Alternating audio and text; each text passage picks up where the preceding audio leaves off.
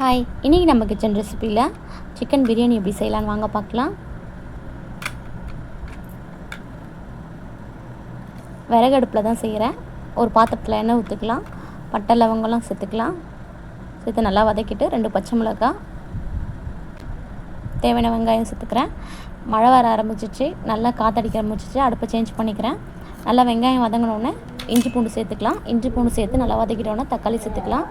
தக்காளி நல்லா வதங்கட்டும். நல்லா வதங்கினதுக்கப்புறம் கொத்தமல்லி சேர்த்துக்கலாம். கொத்தமல்லியும் புதினாவும் சேர்த்துக்கிறேன். இப்போது சின்ன வெங்காயம், பச்சை மிளகாய், புதினா சேர்த்து அரைச்சி வச்சதை நான் இதில் மிக்ஸ் பண்ணிக்கிறேன்.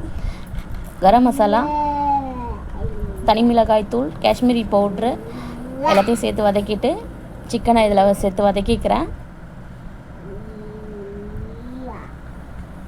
நல்லா சிக்கன் வதங்கினதுக்கப்புறம்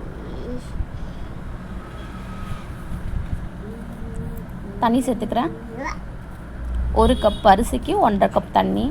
அந்த மாதிரி நான் 1.5 கிலோ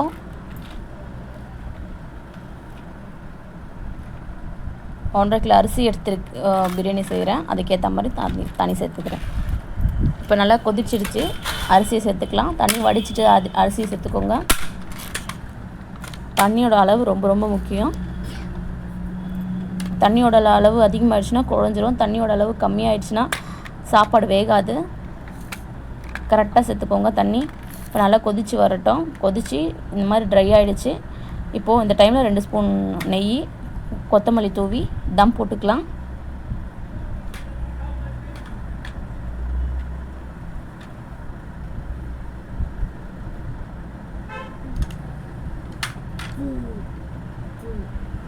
இப்போ நான் தம் போட்டிருக்கேன் பாருங்கள். நல்லா வெயிட் வச்சு தம் போட்டிருக்கேன். 15 நிமிஷத்துக்கு அப்புறம் ஓப்பன் பண்ணிடலாம்.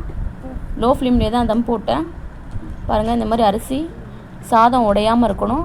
நல்லா பளபளன்னு அரிசி ஒன்றோட ஒன்று ஒட்டாமல் இருக்குது பாருங்கள். சர்வ் பண்ணிக்கலாம்.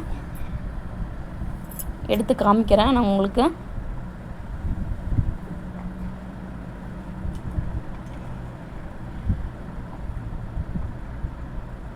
சாதம் ஒன்றோட ஒன்று ஒட்டாமல் இருக்கணும். இந்த மாதிரி பாருங்கள்.